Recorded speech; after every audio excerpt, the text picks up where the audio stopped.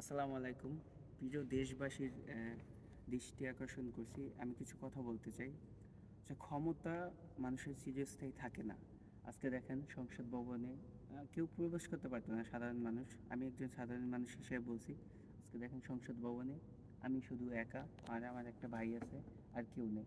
আজকে দেখেন কোথায় ক্ষমতা চলে গেল, এত ক্ষমতার বাহাদুরি এই স্পিকার, এই আর একটা চেয়ার পাওয়ার জন্য মানুষ কত কি করছে।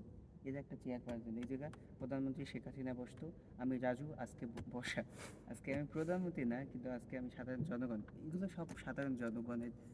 জনগণ চাইলে সব কিছু করতে পারবে, দেশের দেশের যেগুলো আছে সব কিছু করতে পারবে।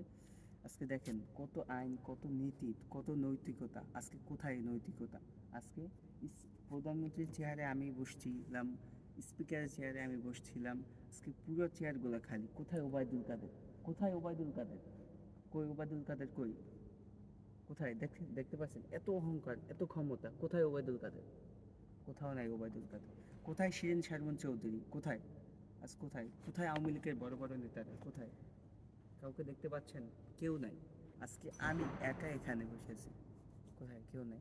তো ক্ষমতা মানুষের চিরস্থায়ী থাকে না। সুতরাং সবাই